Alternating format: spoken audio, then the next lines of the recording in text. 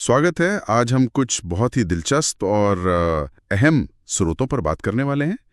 ये इस्लाम में भविष्यवाणियों और आखिरी ज़माने की जो संकेत हैं उनसे जुड़े हुए हैं। जी हाँ, हमारा फोकस रहेगा इमाम मेहदी के ज़ुहूर पर, मतलब उनके प्रकट होने पर, फिर दज्जाल के फितने पर, जो एक बहुत बड़ी परीक्षा मानी जाती है, और हज़रत ईसा इब्न मरियम यानी यीशु अलस की वापसी पर। और इसके लिए हम जो स्रोत देख रहे हैं वो हैं सही मुस्लिम, अबू दाऊद जैसी हदीस की किताबें और कुछ आजकल के विश्लेषण भी। हाँ, पर ये साफ कर दें कि हमारा मकसद सिर्फ जानकारी देना है, उसे समझना है, किसी खास नजरिए को सही या गलत साबित करना नहीं। बिल्कुल। तो चलिए शुरू करते हैं ये जटिल विषय। इमाम मेहदी के बारे में क्या जानकारी मिलती शुरू में? देखिए, हदीसों में आता है कि इमाम मेहदी वो पैगंबर मोहम्मद सल्लल्लाहु अलैहि वसल्लम के ही परिवार से होंगे, उनकी बेटी हजरत फातिमा रजी अल्लाह की नस्ल से। अच्छा। और उनका नाम भी मोहम्मद इब्न अब्दुल्ला बताया गया है। ये अबू दाऊद की हदीस में है। और उनका मकसद, मतलब वो क्यों आएंगे, इस पर तो काफी जोर दिया गया है ना? जी हाँ, बिल्कुल। उनका जो मुख्य काम बताया गया है वो है दुनिया को न्याय और इंसाफ से भर देना, ऐसे वक्त में जब वो जुल्म और नाइंसाफी से भर चुकी होगी। और एक बहुत दिलचस्प बात है इब्न माजा की हदीस में कि अल्लाह उन्हें एक ही रात में तैयार कर देगा। एक रात में? इसका क्या मतलब हुआ? हाँ, कई जानकार मानते हैं कि इसका मतलब है उनका चुना जाना या तैयार होना वो अचानक होगा, मतलब दैवीय रूप से, ना कि किसी सियासी प्रक्रिया या इंसानी प्लानिंग से। लोग मक्का में काबा के पास उनसे बैयत करेंगे, यानी वफादारी की कसम लेंगे। तो इमाम मेहदी न्याय के लिए आएंगे, लेकिन शायद तभी सबसे बड़ी चुनौती भी सामने आएगी। मेरा मतलब है दज्जाल का जिक्र। बिल्कुल सही। दज्जाल, जिसे मसीह उद दज्जाल भी कहते हैं, वो इस्लामी मान्यताओं में इंसानियत के लिए सबसे बड़ा फितना, सबसे बड़ी परीक्षा है। सबसे बड़ा फितना? हाँ, सही मुस्लिम में है कि हर नबी ने अपनी कौम को उसके फितने से डराया था। तो आप अंदाजा लगा सकती हैं कि ये कितना गंभीर मामला समझा जाता है। उसकी पहचान के बारे में क्या बताया गया है? मतलब लोग उसे पहचानेंगे कैसे? कुछ खास शारीरिक निशानियां बताई गई हैं हदीसों में, जैसे उसका काना होना। एक हदीस में है कि दाहिनी आंख जैसे चपटा अंगूर हो। अच्छा। और सबसे अहम, उसके माथे पर काफिर लिखा होगा, मतलब इनकार करने वाला। और कहा गया है कि हर मोमिन, हर ईमान वाला उसे पढ़ लेगा, चाहे वो पढ़ना लिखना जानता हो या ना जानता हो। लेकिन सिर्फ शक्ल सूरत नहीं, उसके पास कुछ ऐसी ताकतें भी होंगी जो चौंका देंगी। ये बातें तो काफी सोचने पर मजबूर करती हैं। हाँ, और यही तो उसके फितने का सबसे बड़ा हिस्सा है। सही मुस्लिम की हदीसों में आता है कि वो आसमान को हुक्म देगा तो बारिश बरसा देगा, जमीन से कहेगा तो फसलें उगाएंगी। ये तो बहुत अजीब है। जी, और वो एक आदमी को मारकर फिर जिंदा करने जैसा करतब भी दिखाएगा। लोग तो हैरान रह जाएंगे, भ्रम में पड़ जाएंगे। उसके साथ जन्नत और जहन्नम जैसी दिखने वाली चीजें होंगी। मतलब भ्रम पैदा करने वाली। हाँ, बिल्कुल। हदीस कहती है कि जो जन्नत जैसी दिखेगी वो असल में जहन्नम होगी, और जो जहन्नम जैसी दिखेगी वो असल में जन्नत होगी। और उसकी रफ्तार, एक जगह जिक्र है बादलों की तरह जिसे हवा उड़ाए ले जाती है। क्या आजकल के लोग इसे किसी और तरह से देखते हैं? हाँ, ये तुलना बहुत दिलचस्प है।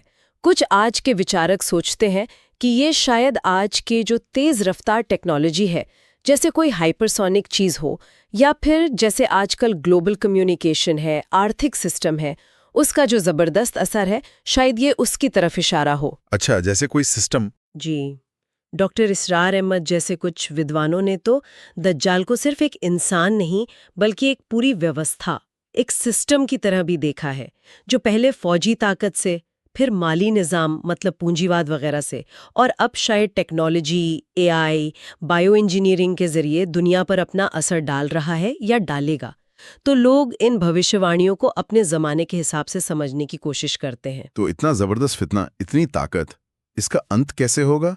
इमाम मेहदी क्या इसका सामना करेंगे? यहाँ पर हजरत ईसा अलैहिस्सलाम यानी यीशु मसीह की वापसी का जिक्र आता है।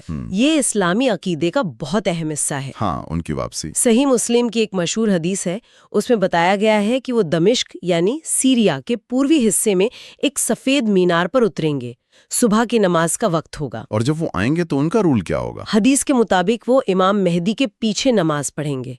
इसे इमाम मेहदी का नेतृत्व भी स्थापित होगा।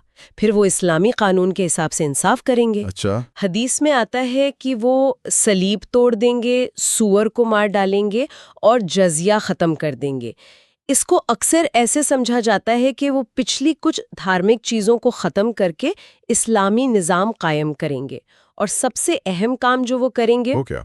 वो लुद्द के दरवाजे पर, ये आज के इज़राइल में तेल अवीव के पास लोद शहर माना जाता है, वहां वो दज्जाल को अपने हाथों से कत्ल करेंगे। तो मतलब सच्चा मसीह यानी हजरत ईसा वो झूठे मसीह यानी दज्जाल का अंत करेंगे। जी बिल्कुल, यही इस्लामी मान्यता है। ये बात यहूदी मान्यताओं से तो बिल्कुल अलग है ना? उनमें भी तो मसीहा का इंतजार है। हाँ, ये एक बड़ा फर्क है, क्योंकि यहूदी धर्म में भी एक मसीहा का इंतजार है, लेकिन इस्लामी नजरिए से जिसका वो इंतजार कर रहे होंगे और जिसे वो मसीहा मानेंगे, वो असल में दज्जाल होगा। अच्छा। ईसा, जिन्हें उन्होंने अपने जमाने में मानने से इनकार कर दिया था, वही वापस आकर इस झूठे मसीहा को मारेंगे। ये अलग अलग धर्मों की आखिरी जमाने की बातों में एक अहम वैचारिक टकराव है। दज्जाल और हजरत ईसा की वापसी के अलावा क्या क़यामत के करीब आने की कुछ और खास निशानियां भी बताई गई हैं? हाँ, और भी कई निशानियां हैं, छोटी भी बड़ी भी। जैसे एक निशानी है फुरात नदी, यूफ्रेटिस नदी, उसका सोने का पहाड़ या खजाना जाहिर करना। हदीस में इसको लेकर फितने का डल बताया गया है, मतलब लालच और लड़ाई झगड़ा। फिर एक और हदीस में मुसलमानों और यहूदियों की आखिरी जंग का जिक्र है।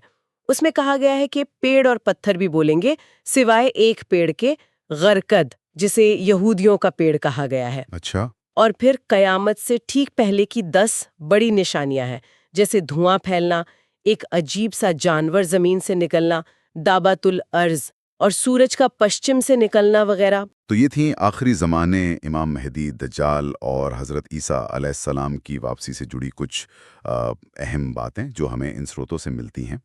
ये मान्यताएं दुनिया भर में लाखों करोड़ों लोगों के लिए बहुत गहरे मायने रखती हैं। जी हाँ, बिल्कुल। और ये हमें सोचने पर भी मजबूर करती हैं कि क्या ये सिर्फ भविष्य में होने वाली घटनाएं हैं, या इनके कुछ इशारे, कुछ रूपक हमें आज की दुनिया में भी दिखते हैं, हमारी टेक्नोलॉजी में, हमारे समाज में, हमारी राजनीति में, जैसे वो दज्जाल की ताकतों को सिस्टम से जोड़कर देखना। सही बात है। और सुनने वालों के लिए हम यहीं एक सवाल छोड़ जाते हैं। अगर ये भविष्यवाणियां सिर्फ घटनाओं के बारे में ना हो, बल्कि मूल्यों की, विचारधाराओं की, सच और झूठ की एक लड़ाई के बारे में भी हों, तो आज के इस दौर में जहां इतनी ज़्यादा जानकारी है, टेक्नोलॉजी है, जहां सच और झूठ में फ़र्क करना इतना मुश्किल हो गया है,